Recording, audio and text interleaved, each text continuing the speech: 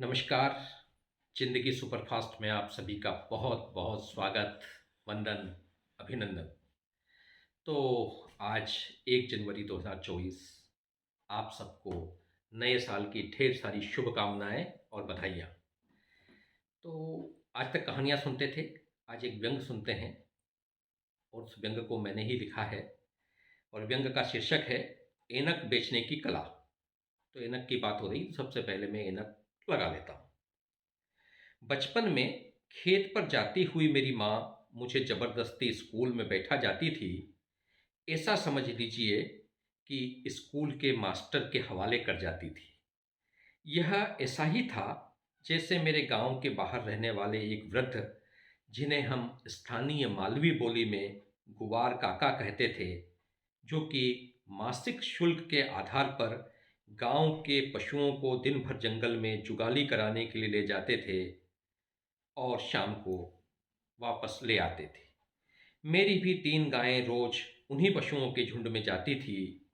गांव के लोग अपने पशुओं को सुबह गुआर काका के भरोसे इस विश्वास के साथ छोड़ देते थे कि दिन भर जुगाली के पश्चात गुआर काका शाम को हमारी गायों को, भैंसों को सुरक्षित हमारे सुपुर्द कर देंगे। होता भी वास्तव में कुछ ऐसा ही था। मेरे और मेरी गायों की जगह अलग अलग थी, पर इनकी व्यवस्थाओं और नियमों में कोई ज़्यादा अंतर नहीं था। पहली से 5वीं तक पढ़ाने के लिए पास के कस्बे से एक मास्टर जी आते थे, जिन्हें हम मारसाब कहते थे। मारसाब शब्द के निर्माण का कोई प्रामाणिक उत्तर तो कभी नहीं मिला, पर बड़ी कक्षा में पढ़ने वाले दोस्त यह तुक्का मारते थे कि पढ़ाने वाले साहब बहुत मारते हैं, इसलिए पढ़ाने वाले मास्टर जी को मारसाब कहते हैं। हमारे मास्टर जी अवधारणा के विपरीत बिल्कुल दुबले पतले, सौम्य, सज्जन एवं दयालु प्रकृति के थे। हमेशा सफ़ेद पायजामा एवं नीला कुर्ता पहनकर आते थे। यह बात मैं आज तक नहीं समझ पाया कि मास्टर जी ने स्वयं अपने लिए यह ड्रेस कोड निर्धारित किया था या उनके पास मात्र यही एक पोशाक थी। मुंह पर चेचक के दाग उनके बचपन में उन्हें माता रोग होने के प्रमाण थे और शायद बड़ी माता रोग से ग्रसित होने के पश्चात सुरक्षित बच जाने के कारण ही उनके माता पिता ने उनका नाम मातालाल रख दिया था। वह चेहरे पर एक शानदार ऐनक लगाते थे। साहब, शानदार इसलिए कह रहा हूँ क्योंकि हमारे लिए बचपन में कच्ची पहली में और पहली क्लास में चश्मे या ऐनक का मतलब गांधी जी की लोहे की डंडी वाले गोल आकार के चश्मे या ऐनक से था, और हमारे मास्टर जी का जो ऐनक था वह गांधी जी के ऐनक से बहुत अलग था, बहुत अच्छा था। दिन भर पहली से 5वीं तक की कक्षाओं को बारी बारी से पढ़ाने के दौरान चाय की प्रतीक्षा में मास्टर जी जब सुस्त हो रहे होते, तो 5वीं कक्षा में पढ़ने वाले रहीम काका के लड़के इकबाल को पहली और कच्ची पहली कक्षा के विद्यार्थियों को वर्णमाला और गिनती बुलाने के लिए लगा देते थे। कच्ची पहली कक्षा को आज की नर्सरी क्लास कह सकते हैं। कच्ची पहली में हाजिरी नहीं लगती थी और जब चाहे तब आ जा सकते थे, और केवल अंडरगारमेंट में भी कक्षा के अंदर प्रवेश प्राप्त हो जाता था। क्लास में सो भी सकते थे और नींद में अकस्मात कोई प्राकृतिक क्रिया संपन्न हो जाए तो ज़्यादा कुछ नहीं होता था। कभी कभी मास्टर जी थोड़ी पिटाई कर दिया करते थे और किसी बड़ी क्लास वाले बच्चे के साथ घर भेज दिया करते थे और उस दिन की पूरी छुट्टी मिल जाती थी। तो वर्णमाला में जैसे ही इकबाल ए ऐनक का बुलवाता था, तभी सभी बच्चे बोलने के साथ मास्टर जी के ऐनक को देखते थे, और जब बच्चे मास्टर जी के ऐनक को देखते थे तब मास्टर जी को इतनी ऊर्जा प्राप्त होती थी कि उनकी रीढ़ की हड्डी सीधी हो जाती थी। ऐसा लगता था कि मास्टर जी को आज के लिए गुरु दक्षिणा प्राप्त हो गई है, और वे हमें अंतःकरण से आशीर्वाद देते थे। हालांकि यह आशीर्वाद हमें प्रतिदिन नहीं मिल पाता था, क्योंकि मास्टर जी का स्कूल आना या नहीं आना मौसम पर निर्भर करता था। बारिश के मौसम में गांव और कस्बे के बीच पड़ने वाले 2 नाले स्वतः ही अवकाश की घोषणा कर देते थे। उन्हें कलेक्टर के किसी आदेश की जरूरत नहीं होती थी। यदि मास्टर जी आ भी गए तो रहीम काका के घर के अहाते में पूरा प्राथमिक विद्यालय एक साथ लगता था और बारिश की बौछारें अंदर आती थी। सो बारिश शुरू होते ही छुट्टी का स्थायी आदेश स्वतः प्रभावी हो जाता था। मास्टर जी को अस्थमा की भी गंभीर शिकायत थी। सो सर्दियों के दिनों में तो बेचारे कई बार प्रातःकाल संपन्न की जाने वाली नैसर्गिक क्रियाओं के लिए भी अपने घर से सार्वजनिक शौचालय के लिए प्रस्थान नहीं कर पाते थे। तो वैसे में शहर से गांव स्कूल पढ़ाने के लिए आना उनके बस की बात नहीं थी। सरकारी विद्यालयों में गर्मी के दिन तो वैसे ही छुट्टियों के होते थे। सो कुल मिलाकर के मास्टर जी भी थे, विद्यालय भी था, विद्यार्थी भी थे और सरकारी कायदों के अनुसार नियमित तौर पर और वास्तव में कभी कभी स्कूल भी लगता था। जैसे जैसे मैं एक एक क्लास आगे बढ़ने लगा वैसे वैसे मेरे मन में मास्टर जी के चश्मे के प्रति जिज्ञासा और बढ़ने लगी। वैसे भी मेरे पूरे गांव में एक भी ऐसा व्यक्ति नहीं था जो ऐनक लगाता हो और मैं उस व्यक्ति से पूछकर ऐनक के बारे में अपनी जिज्ञासा शांत कर सकता। एक दिन दोपहर की छुट्टी में हिम्मत करके मास्टर जी से मैंने उनके चश्मे के बारे में पूछ ही लिया। पहले मास्टर जी ने मुझे बड़े गौर से देखा और फिर अपनी ऐनक उतारते हुए बड़ी गंभीरता से बोले, लगता है तो आगे जाकर विज्ञान की पढ़ाई करेगा, वैज्ञानिक बनेगा। मास्टर जी को क्या मालूम था कि घर से प्रतिदिन होने वाले अनिवार्य तमाचा संस्कार के कारण मजबूरी में मुझे स्कूल आना पड़ता है। उधर तो हिंदी गणित प्राण ले रही थी और मास्टर जी जबरदस्ती विज्ञान को गले डालने की सोच रहे थे। यह दुरा स्वप्न मुझे बड़ा भयावह लग रहा था। मुझे चुप देखकर मास्टर जी को लगा कि मैं शायद उनके आशय को नहीं समझा और तब उन्होंने मुझे अपने पास बुलाया और ऐनक विज्ञान के बारे में अपने पारंपरिक ज्ञान को वे बताने लगे। देखो बेटा, यह जो ऐनक है ना, यह उन लोगों के लिए होता है जो बहुत पढ़ने वाले होते हैं, बहुत ज्ञानी होते हैं। यह सब बड़े बड़े लोग जो है ऐनक लगाते हैं। तुमने देखा गांधी जी ऐनक लगाते थे, सुभाष चंद्र बोस ऐनक लगाते थे, हमारी प्रधानमंत्री इंदिरा गांधी ऐनक लगाती हैं, हमारे मुख्यमंत्री जी ऐनक लगाते हैं, कलेक्टर साहब ऐनक लगाते हैं, तहसीलदार साहब ऐनक लगाते हैं। तो ऐनक जो है विज्ञान की बहुत बड़ी देन है। इससे अक्षर साफ नजर आते हैं। इससे दूरदृष्टि और निकट दृष्टि का जो दोष है वह दूर हो जाता है।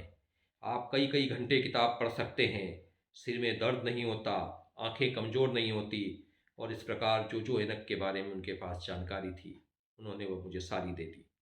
तभी मैंने दूसरा प्रश्न पूछ लिया कि सर, यह ऐनक मिलती कहाँ है। मास्टर जी को शायद मेरा यह प्रश्न पसंद नहीं आया। वे थोड़ा चिढ़कर बोले, चल भाग, घंटी बजे तब आना। मेरे पास वहाँ से टरकने के अलावा कोई विकल्प नहीं था, क्योंकि मुझे पता था कि मैं न टरका तो मास्टर जी अपनी छड़ी से मुझे टरका ही देंगे। खैर, मैं भागा और अपने दोस्तों के पास पहुंचा, जो पहले से ही कंचे खेलते हुए अपने निर्मल मन से बाल भाव से ईश्वर से प्रार्थना कर रहे थे कि हे प्रभु, दोपहर की छुट्टी होने के पहले पानी आ जाए, बारिश शुरू हो जाए तो जो है हमें छुट्टी मिल जाए। तो खैर, तभी मैंने देखा कि मेरा एक दोस्त जो सारे कंचे हार चुका था, जिसका नाम दुर्गा शंकर था, वो वहाँ बड़े दुखी भाव से खड़ा था और वह भी कंचे जीत चुके दोस्तों के साथ दुखी मन से जो है इस प्रार्थना में भाग ले रहा था। मैंने उसका हाथ खींचा और बोला, चल तलाई का चक्कर लगा करके आते हैं और पाकिस्तान की यात्रा को संपन्न कर लेते हैं। तलाई साहब स्कूल के पास एक छोटा सा पोखर था और पाकिस्तान की यात्रा हम दोस्तों के शब्दों में जो है सोच कर्म को कहते थे हम लोग। तो दोपहर की छुट्टी में ये काम कर लिया करते थे, जिससे कि टाइम भी पास हो जाए और दोस्तों के साथ गप गोष्ठी भी हो जाए। तो सबसे पहले तो मैंने पूरे धैर्य के साथ उसके कंचे हारने तथा खेल में उसके साथ हुई तथाकथित बेईमानी की कथा को बड़े ध्यान से सुना और पाकिस्तान यात्रा के दौरान मैंने उसे गुरुजी के साथ संपन्न ऐनक पुराण भी सुनाया। उसने मुझे कहा कि यार, तू ऐनक के बारे में क्यों पंचायत लगा रहा है? हमें कौन सी ऐनक लगानी है? और भला ऐनक लगाने से किसी का क्या कोई फायदा होता है? नज़र के रोग से मुक्ति के लिए लोग ऐनक लगाते हैं। ऐनक लगाकर कोई हीरो दिखता है क्या?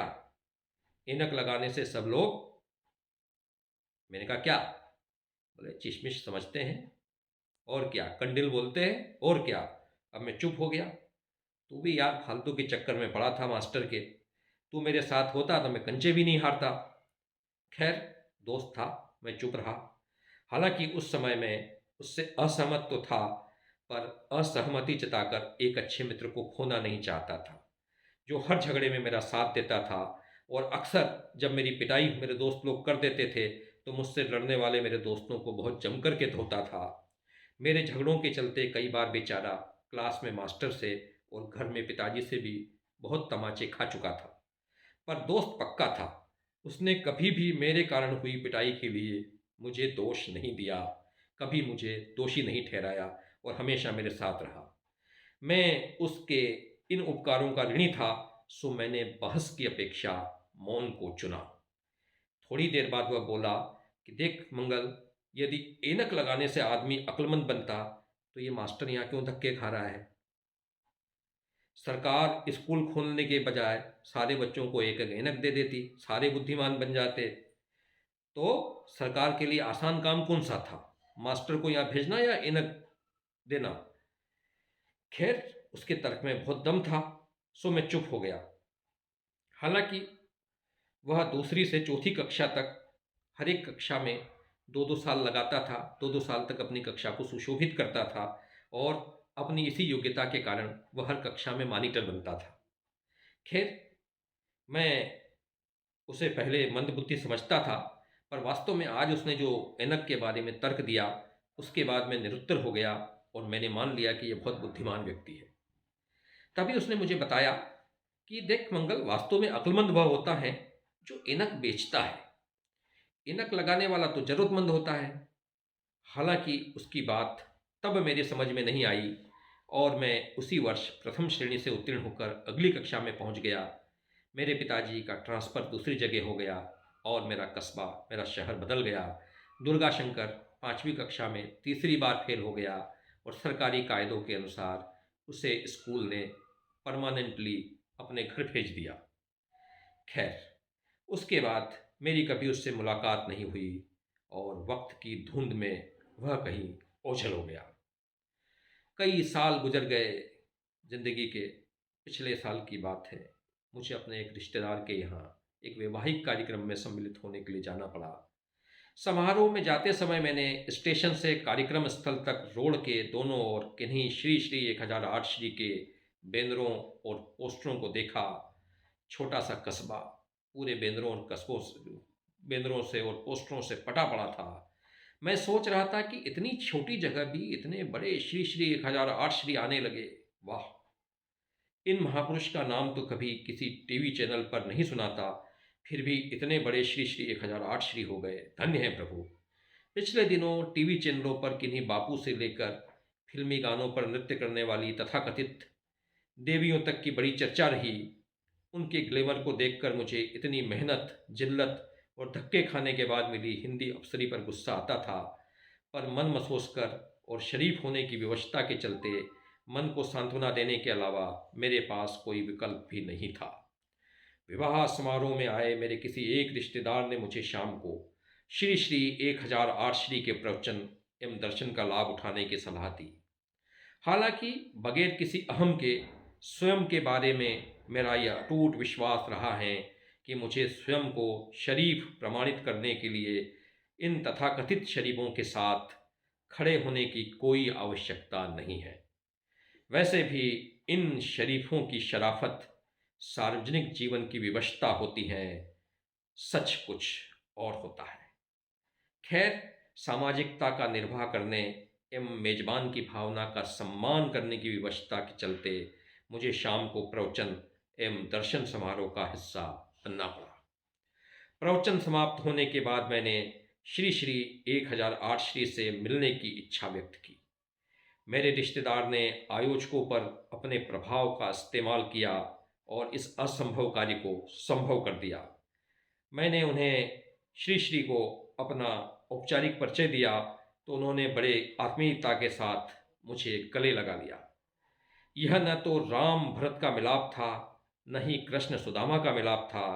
वास्तव में तो यह व्यवहारिक बुद्धि और सात्विक बुद्धि दोनों का मिलाप नहीं था, बल्कि व्यवहारिक बुद्धि का सात्विक बुद्धि को लीलने का एक घोर प्रपंच था। मैंने उनसे आग्रह किया कि अपने बारे में महाराज कुछ बताएं, तो उन्होंने बताया कि बड़ा बेटा ग्लास फैक्ट्री चलाता है, छोटा बेटा यूएस से एमएस कर रहा है। जब तक वो अपनी बात समाप्त करते तभी शिष्याओं के साथ गुरु माता का पदार्पण हुआ। श्री श्री 1008 श्री ने गुरु माता से मेरा परिचय करवाया। तभी वह बोला, तू बता तेरा क्या चल रहा है। मैंने कहा, कुछ नहीं यार, तू ऐनक बेचना सीख गया और मैं मास्टर जी के ऐनक पर ही अटक गया, हिंदी अफसरी कर रहा हूँ। वो मंद मंद मुस्कुराया। पता नहीं मेरी विवशता और शराफत पे मुस्कुरा रहा था, मेरी विफलता पे मुस्कुरा रहा था या अपनी सफलता पर। तो आपने इस व्यंग को सुना। हम में से ज़्यादातर लोग शायद ऐनक लगा के ज़िंदगी गुजार रहे हैं। कुछ लोग होते जो ऐनक बेचना सीख जाते हैं, वही आज सफल हैं शायद। तो साहब, आपने इस व्यंग को सुना और इस व्यंग को सुनने के दौरान इस सफ़र में हम सफ़र रहे, इसके लिए आप सभी का बहुत बहुत धन्यवाद। प्रणाम।